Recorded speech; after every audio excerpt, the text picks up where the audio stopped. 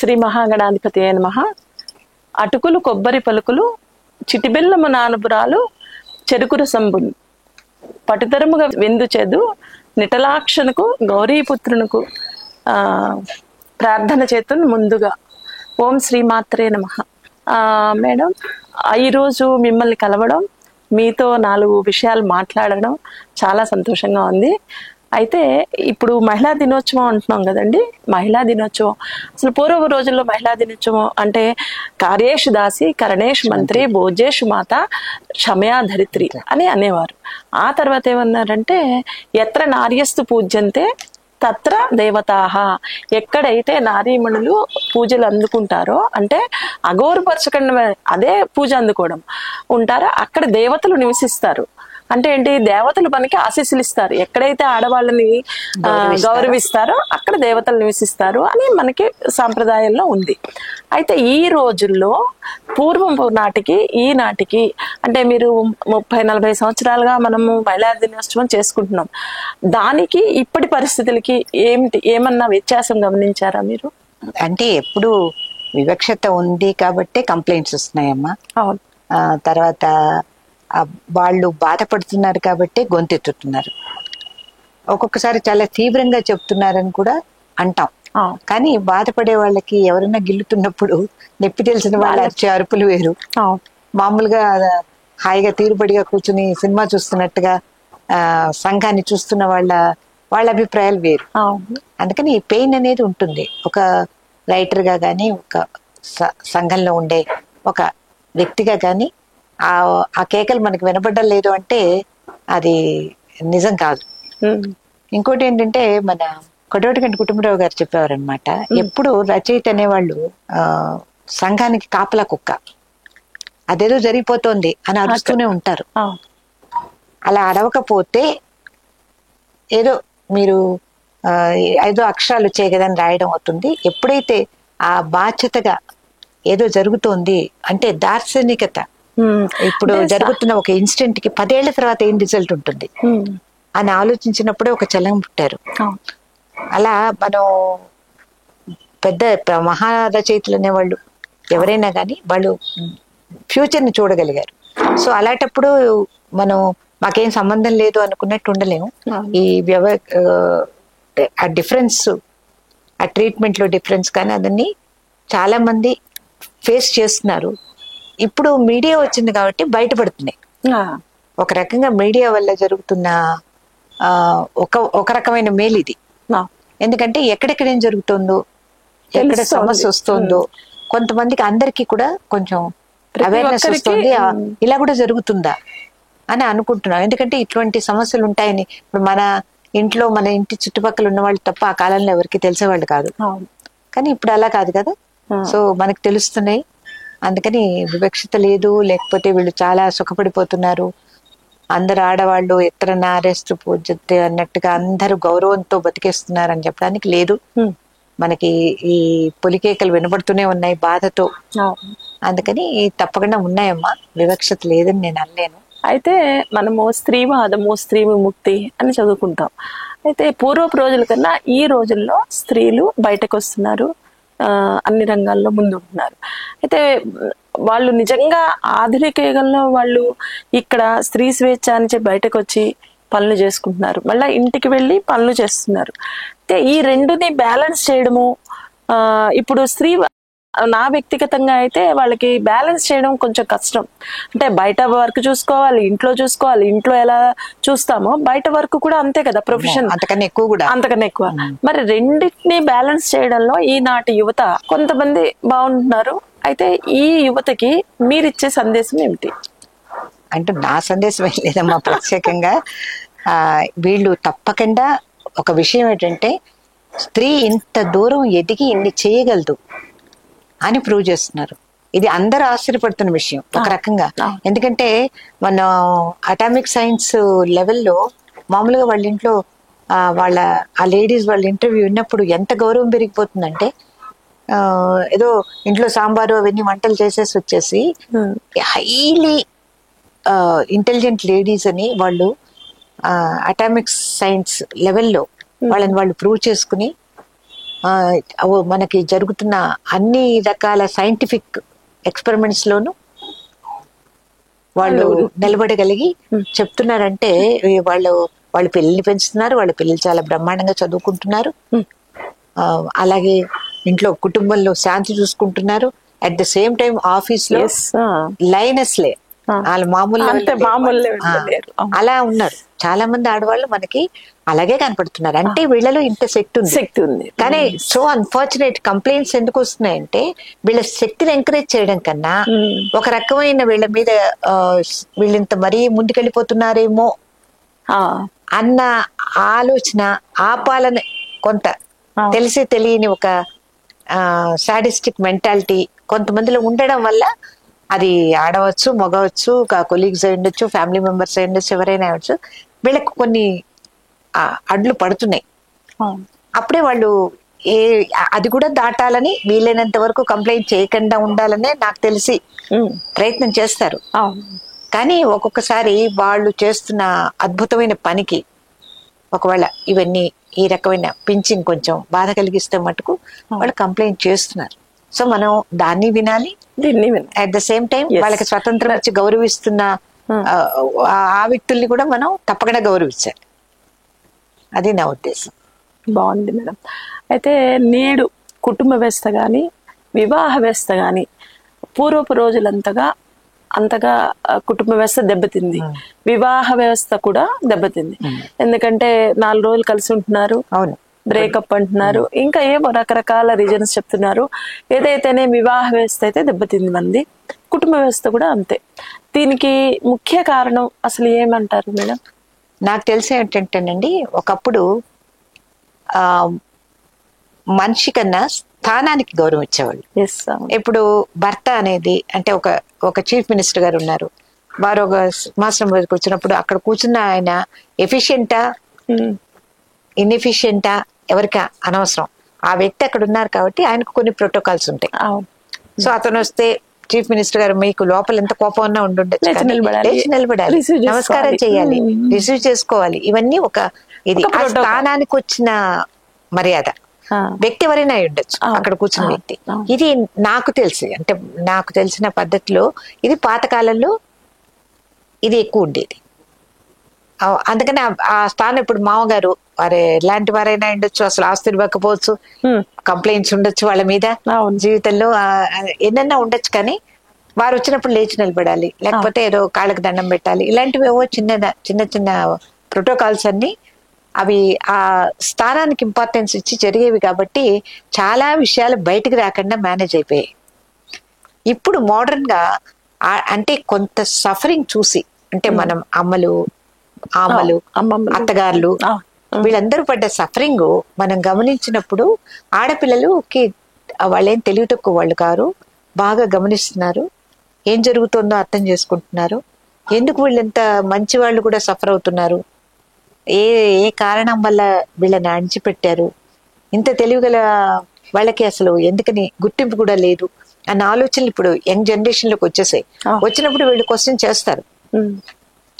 వాళ్ళు ఇప్పుడు బలానా వ్యక్తి ఇలా ఇప్పుడు నా అమ్మని కొట్టే నాన్న, లేకపోతే అమ్మని ఒక అదుపులో పెట్టే బామ్మ, వీళ్ళ క్వశ్చన్ చేస్తున్నారు, మీరు ఎలా చేస్తున్నారని.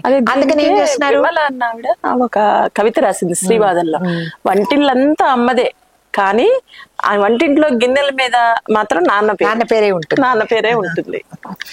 అలా అలాగా పురుషాధిక్యత సమాజం మనది యాక్చువల్ గా అది కంటిన్యూ అవుతుందా లేదంటే సమతుల్యంగా ఉందా? వాళ్ళు సమానమే అంటే సమతుల్యం ఎప్పటికీ కష్టమేనండి. ఎందుకంటే ఎప్పటికప్పుడు ఈ ముందు వెనక అనేది జరుగుతూనే ఉంటుంది. ఒక్కొక్కసారి చాలా మంది ఆడవాళ్ళు చాలా డామినేటింగ్ గా, ఒక్కొక్కసారి మనం అనుకోని ఇంత లెవెల్లో కూడా పురుషుల్ని అధిగమించడం లేకపోతే అణిచిపెట్టడం కూడా జరుగుతుంది. అవునండి, ఇప్పుడు ఆ కంప్లైంట్స్ కూడా ఉన్నాయి, భార్యాబాధితుల సంఘాల్లో కూడా ఉన్నాయి. అందుకని మనం ఇందులో ఒక్కళ్ళనే సపోర్ట్ చేయడం అనేది కరెక్ట్ కాదు. కానీ ఇవాళ జరుగుతోంది, మీరు అడిగారు కదా సమాజంలో ఎందుకని ఇలా అంటే ఆ వ్యవస్థని వాళ్ళు మార్చేస్తున్నారు. మేము వ్యక్తుల్ని చూసి వాళ్ళ వ్యక్తిత్వాల్ని చూసి మేము గౌరవిస్తాం, కానీ స్థానాన్ని చూసి మమ్మల్ని గౌరవించమనకండి అని ఆడపిల్లలు శుభ్రంగా డిక్లేర్ చేసేస్తున్నారు. సో బికాస్ ఆఫ్ దిస్ ఈ సమస్య ఇంకొంచెం పెద్దదవుతోంది. కానీ ఇప్పుడు ఇంకా మళ్ళీ మనం ఆ పాతకాలపు సమాజాన్ని తీసుకొద్దాం అని ఎన్ని ప్రయత్నాలు చేస్తున్నా కూడా ఎక్కడ ఇది సెటిల్ అవ్వదు. ఎందుకంటే కొత్త తరం వచ్చింది, కొత్త ఆలోచనలు వచ్చాయి, వాళ్ళు ధర్మాలని వాళ్ళే నిర్వచిస్తున్నారు. తర్వాత వాళ్ళు ఎక్కడైనా తప్పుగా మనం గనక వాళ్ళకి చెప్పినా కూడా వాళ్ళు గ్రహించుకుని లేదు మీరు చెప్తుంది రాంగ్ అనే లెవెల్కి ఇప్పుడు యువత ఎదిగింది. అంటే అన్ని విధాల వాళ్ళందరూ చాలా ఉత్తములా అనలేవు. కొన్ని ఈ స్వతంత్రం వల్ల కొన్ని తప్పులు జరుగుండొచ్చు, కానీ still they are questioning and they are thinking. ఎప్పుడైతే వ్యవస్థ థింక్ చేస్తుందో అప్పుడు మార్పు అనేది వాళ్ళు వస్తుంది. ఎందుకంటే ఇప్పుడు చలంగారు ప్రశ్నించినప్పుడు, లత గారు ప్రశ్నించినప్పుడు ఆ వ్యవస్థలు వేరు. అమ్మో వీళ్ళని అసలు వీళ్ళ పుస్తకాలు కూడా ఎవరు చదవకూడదు అన్నంత దూరంలో అనేవాళ్ళు ఆ కాలంలో. కానీ వాళ్ళు చెప్పింది, ఆనాడు చెప్పింది ఈనాడు అది రైట్ అవుతుంది. దార్శనికుడు రచయిత ఇందాక చెప్పాను కదా, దార్శకత్వం ఉన్నప్పుడు చూస్తారు ఏం జరుగుతోందని, ఏం చెప్పగలరు వాళ్ళు. అలా ఇప్పుడు ఈ పిల్లలు కూడా మనం ఇవాళ చాలా లెవెల్స్ అది ఇది అనుకుంటున్నామేమో, కానీ వాళ్ళు అడుగుతున్న కొన్ని ప్రశ్నలకు సమాధానాలు ఎవరి దగ్గర లేవు. సో యాక్సెప్ట్ అండ్ మళ్ళీ వీళ్ళందరినీ ఒక దగ్గరికి తీసుకుని మళ్ళీ ఒక ప్రవాహం లాగా సంఘం మామూలుగా ప్రవహించడం ప్రారంభిస్తే అప్పుడు కొంత హార్మనీ, కొంత బ్యాలెన్స్ వచ్చేస్తుంది అని అనుకుంటున్నాను నేను. బాగుంది మేడం, చక్కగా చెప్పారు. అయితే మీ భర్త గారు చంద్రమోహన్ గారు మీరు రచనలు చేస్తారు కదా, అంటే మీకు అసలు ఈ రచనలు చేయడంలో మీ నాన్నగారు నాటక రచయిత అని విన్నాము. మీకు సంప్రదాయంగా అంటే నేపథ్యంలో ఈ రచన ఇది ఉందా, లేదంటే మీకు స్వతహాగా రచనలు చేయాలని అలా అని కాదు. పున్నాగ పూలు మీరు రచించారు కదా, ఆ నవలకి స్ఫూర్తి ఎవరు? నవల రాయాలని ఆ స్ఫూర్తి ఎవరు మీకు? అంటే ఫస్ట్ మా ఇంట్లో ఇంగు గట్టిన గుడ్డ అన్నట్టుగా మా ఇంట్లో అందరూ సాహితీ పనులండి. మా నాన్నగారు కళాప్రపూర్ణ, లత గారు మా అత్త మేనత్త. అలాగా మా ఇంటికి అందరూ మహారచయితలంతా వచ్చేవాళ్ళు. మా డ్రాయింగ్ రూమ్ ఎప్పుడు ఇలా కళాకారులతోనూ, రచయితలతోనూ, ఎడిటర్స్ తోనూ, సంగీతకారులతోనూ, సాహిత్యవేత్తలతోనూ కళకళలాడుతూ ఉండేది. నేను అవన్నీ వింటూ ఉండేదాన్ని. అందుకని కానీ ఎప్పుడు కూడా నేను రాయాలని అనుకోలేదండి. ఎందుకంటే ఏదైనా రాద్దాం అన్న ఆలోచన ఏదైనా వచ్చినా కూడా ఈ మహానుభావుల ముందు చాలా కష్టం. పైగా వీళ్ళు ఎప్పటికప్పుడు ఏదో కవిత తీసో ఏదో చూసి విమర్శిస్తూ ఉండేవాళ్ళు అన్నమాట. వింటే బాబాయ్ మనం ఏమన్నా రాసిన ఇంతే అన్న భయం ఉండేది. అందుకని రాయాలి అన్న ఇది మటుకు జిజ్ఞాస గాని తపన గాని నాకు ఎప్పుడు ఉండేది కాదు. కానీ వింటూ చదివేదాన్ని. మా నాన్నగారు చాలా చదివించారు నా చేత. చాలా పుస్తకాలు చదివాను. Oscar Wilde, Bernard Shaw, Maugham, వీళ్ళందరూ కూడా ఆ కాలంలో మాకు పెద్ద గైడింగ్ ప్రిన్సిపల్స్ లాగా అనమాట. ఎలా ఆలోచించాలి, సంఘం ఎందుకు ఇలా ప్రవర్తిస్తున్నారు అని ప్రశ్నించే వాళ్ళ వెనకాల కథలేమిటి, వాళ్ళ సైకాలజీ ఏంటి, వాళ్ళు ఎలా ఆలోచిస్తారు, అసలు ఎందుకు అలా ఆలోచిస్తున్నారు, ఇవన్నీ కూడా తెలియకుండానే మా ఇంట్లో డిస్కషన్స్ వల్ల కానీ నాకు కొంచెం అబ్బింది. నేనేదో కాలేజ్ మ్యాగజైన్ లో మా విజులత రెడ్డి గారని మా లెక్చరర్ గారు ఉండేవారండి. ఆవిడకి నేనంటే చాలా ఇష్టం.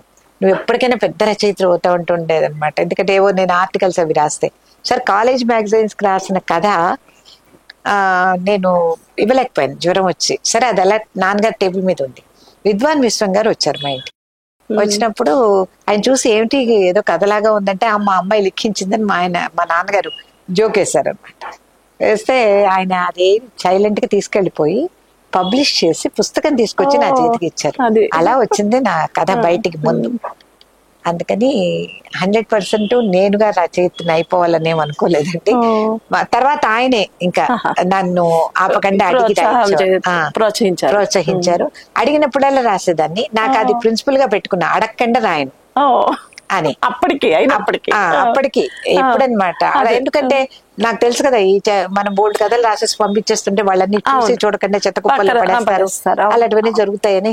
ఎందుకు అసలు మనం అలా చేయడం ఎందుకనే. అయినా విశ్వ సాహిత్యం వెన్నెల్లో ఉందండి, ఎంతన్నా చదివినా ఇంకా ఉంది. ఇప్పటికి నాకు ఎన్ని జన్మలు వచ్చినా మనం ఆ పుస్తకాలన్నీ చదవలేం పూర్తిగా. మనకి తెలిసింది బిందు అంతా, అంటే నా విషయంలో అవునండి, ఎవరికైనా తెలుసుకోవాల్సింది సింధు అంత ఉందండి. మనకి ఏం తెలుసు అసలు? అంటే మీరన్నట్టు విశ్వ సాహిత్యంలో అది ఎంతటి సాహిత్యం, ఎంతటి అనంతమైన సముద్రం అది. అందుకని మనం రాయాలని అంత పెద్ద అవసరం లేదండి, చదవడానికి బోల్డ్ ఉంది. అదే అందుకని ఎప్పుడైనా సరే మనం, పైగా ఇంకోటి మా నాన్నగారు నాకు బాగా ఇచ్చిన తర్ఫీదు ఏమిటంటే, నువ్వు 100% ఆలోచిస్తే 50% మాట్లాడగలవు, కరెక్ట్. అందులో 25% రాయగలవు, అందులో 15% ఎదుటి వాళ్ళకి అర్థం అవుతుంది, అందులో 7% ఆచరణ యోగ్యం, అందులో ఆచరిస్తే ఆ రిజల్ట్ 3% వస్తుంది. అప్పుడు నువ్వు ఏ క్యాండిల్ బల్బ్ లాగా నువ్వు నేర్చుకుంటే మాట్లాడగలవు. కాబట్టి నువ్వు నిదానించి రాయి అని చెప్ప ఒక ఇన్స్ట్రక్షన్ ఇవ్వడం వల్ల కొంతవరకు ఐ వాజ్ అండర్ కంట్రోల్, అదనమాట. అలాగే జరిగింది. ఇంకా పున్నాగపూల్ దగ్గరికి వచ్చినోడికి, పున్నాగపూల్ వెనకాల డాక్టర్ గోపాలకృష్ణ గారని మా గురువు గారు గైడెన్స్ వారు ఉండేవారు. మన పాండి బజార్ దీనిలో పడంగల్ పార్క్ ఎదురుగుండా ఒక ప్లాట్ఫామ్ మీద 30 years వాళ్ళు పతితుల అనాథలు బతుకు బండులు ఈడ్చు చోట అన్నట్టుగా వాళ్ళ కోసం ఆయన కూర్చునేవారు అనమాట. మేము వెళ్ళి డాక్టర్ గారు కాస్త ఏదైనా రూమ్ లో కూర్చోవచ్చు కదా అంటే, మాకు వెళ్ళడానికి రోడ్డు మీద ఉండడం కష్టంగా ఉందని అంటే, మీలాంటి వాళ్ళు రాగలరండి, తలుపులు తోసుకుని ఫీజులు ఇచ్చేసి ఏ డాక్టర్ దగ్గరికైనా వెళ్ళగలరు, కానీ ఎవరి దగ్గరికి వెళ్ళలేని బాధపడే వాళ్ళ కోసం నేను ఇక్కడ కూర్చున్నాను అనేవారు అనమాట. So is ideology was a very great thing. And మా నాన్నగారు కూడా అంతే, ఫీజు తీసుకోండి డాక్టర్ ఆయన, ఎందుకంటే ఆయనకి ఏదో చిన్నప్పుడు యాప్సెస్ వస్తే ఓ డాక్టర్ ఆ కాలంలో పుట్టి బియ్యం 20 రూపాయలు, ఆ టైంలో 20 రూపాయలు అడిగట్ట ఆయన, మన ఇదనమాట ఫీజు. అంటే ఇవ్వలేకపోతే చేయిపోతుంది. ఆ టైంలో నువ్వు డబ్బులు దాన్ని నేను నీకు ఆపరేట్ చేయను అన్నట్ట డాక్టర్. సో బయటకు వస్తుంటే చిన్నపిల్లాడు అప్పుడు, అతనికి 20 years కూడా ఉన్నాయి లేవు, దుఃఖం వచ్చేస్తుంది, చేయిపోతుంది, డాక్టర్ అవ్వాలనుకుంటున్నాను, ఈ లోపల ఎంతో అవన్నీ ఉంటాయి కదా. సో అలా వస్తుంటే వెంకటేశ్వర స్వామి పటం ఆ డాక్టర్ గారి ఇంట్లో పైన కనబడింట. వెంటనే చెయ్యి అక్కడ పెట్టి, స్వామి నా చెయ్యి నాకు ఇచ్చావంటే నేను ఈ చెయ్యి జాచి ఫీజు అడగను అన్నారట. So till the last day of his life he just lived like that. అందుకని పాలగుమ్మి పద్మరాజు గారు మా ఇంటి మీద ఒక కథ కూడా రాశారనమాట, ఈ తలుపులు మూయబడవని. మా ఇంట్లో గేట్లకి తాళాలు వేయకూడదు, బీరువాళ్ళకి తాళాలు వేయకూడదు, ఆ మనుషుల మీద ఆ మాత్రం నమ్మకం లేదా అనేవారు మన. సో అలాంటి ఒక వాతావరణం అనమాట. సో ఆయన డాక్టర్ గోపాలకృష్ణ గారు వీళ్ళిద్దరూ నాకు యాక్చువల్లీ సో ఈ పున్నాగపూల్ నవల్ రాయడానికి వెనకాల వాళ్ళిద్దరు మెయిన్ ఇన్స్పిరేషన్స్ అనమాట. సరే అఫ్ కోర్స్ కథ అంతా మామూలు కథకులం కాబట్టి కథ అల్లుతాం, కానీ మెయిన్ ఇన్స్పిరేషన్ వాళ్ళే. తర్వాత రాధ అనే ఆ హీరోయిన్ క్యారెక్టర్ ఉంటుంది కదా, ఆవిడ నాకు సగటు ఆడవాళ్ళు, మన దేశంలోని సగటు ఆడవాళ్ళు, వాళ్ళనే నేను తీసుకున్నాను. అది నేను సక్సెస్ అయిందని ఎలా నాకు అనిపించిందంటే, ఎప్పుడైనా పాఠకులు కనుక ఐడెంటిఫై అయ్యారనుకోండి మనం రాసిన క్యారెక్టర్ తో, అప్పుడు రైటర్ సక్సెస్ఫుల్. కరెక్ట్. సో నేను రాదనని మీకు ఎలా తెలుసు, 200 మంది ఉత్తరాలు రాశారు. అప్పుడు ఓహో జనంలో అని నమ్మకం వచ్చింది. ఆ తర్వాత అఫ్ కోర్స్ అప్పుడు స్టార్టింగ్ స్టేజెస్ లో సెకండ్ ప్రింట్ అయిందో అప్పుడు పుస్తకం అలా, అప్పటికే నాకు అలా అనిపించింది. కానీ తర్వాత అది 7 ప్రింట్స్ అవుతుంది, పబ్లిక్ లోకి వెళ్తుంది ఎంత అనుకోలేదు. ఎందుకంటే బుక్స్ లైఫ్ చేంజింగ్ బుక్ అని దానికి పేరు తెచ్చి అందరూ గిఫ్ట్లు ఇవ్వడం ప్రారంభించారు. అంటే ఇప్పుడు మీకు నచ్చింది అనుకోండి, మీ ఫ్రెండ్స్ చదివించాలని, అందుకని 10 పుస్తకాలు కొనేయడం, వాళ్ళకి గిఫ్ట్ గా ఇవ్వడం. ఒక ఆయన అయితే పెళ్లిలో మీకు చీరలు పెట్టను, మీ జీవితాలు బాగు చేసే పుస్తకం ఇస్తానని చెప్పి 360 పుస్తకాలు కొని అందరికి గిఫ్ట్ గా ఇచ్చారు అనమాట. సో ఇలాంటి ప్రభావితం చేసింది ఆ పుస్తకం. అది అందువల్ల దాని వెనకాల అదే కాదండి, ఇప్పుడు ఒక కవికి మనకి ఎప్పుడు మనకి మనసు సంతోషంగా అనిపిస్తుంది అంటే, అది ప్రజల్లోకి వెళ్ళినప్పుడు వాళ్ళు బాగా రిసీవ్ చేసుకున్నప్పుడు, అంతకన్నా రచయితలకు కావాల్సినటువంటి పారితోషికం ఇంకా ఏమి ఉండదు. అదే ముఖ్యమైనది మనది. అది చాలా రివార్డు. అయితే మీ నుంచి ఇంకా ఇటువంటి రచనలు మేము ఆశించవచ్చా? అంటే ఇలాంటి రచయితలు నాకు తెలీదు, రాస్తూనే ఉంటాను. మీరు ఇంకా ఏమన్నా రచనలు చేస్తున్నారా? అంటే మైత్రి అని నాకు ఒక యూట్యూబ్ ఛానల్ ఉంది. దానిలో నా పాత కథలు అన్ని కూడా చదువుతూ ఉంటాను. తర్వాత అది యాక్చువల్లీ మైత్రి అనేది ఈ ఆంధ్రభూమిలో ఈ నవల ధారావాహికంగా వచ్చిన తర్వాత పాఠకులకి మాకు ఎవరితో కనెక్షన్ రైతుతో పోకూడదు అని కోరుకోవడం వల్ల మళ్ళీ మైత్రిని ఆవిడ మా ఎడిటర్ గారు ఏఎస్ లక్ష్మి గారు మళ్ళీ ఇంకొక శీర్షిక స్టార్ట్ చేశారనమాట. అందుకని ఆ శీర్షికకి అలా రాస్తూ వచ్చాను. It's like a social advertising system లాంటిది. It was very successful. దానివల్లే యాక్చువల్ గా మైత్రి వల్లే నేను ఎక్కువ ఆంధ్రదేశ పాడబడుచున అయ్యానని నాకు ఆ ఫీలింగ్ చాలా థ్యాంక్ఫుల్నెస్ కూడా ఉంది. నేను యాక్సెప్ట్ చేసినందుకు, నా థాట్స్ ని వాళ్ళు వైబ్రేట్ అయినందుకు ఎప్పటికీ ఈ పాఠక లోకానికి నేను ఎప్పుడూ కృతజ్ఞురాన్ని. ఓకే మేడం, మీ అమూల్యమైన సమయాన్ని ఇచ్చి మాకు మంచి మంచి విషయాలు తెలియజేశారు. ధన్యవాదాలు. నమస్కారం. నమస్కారం.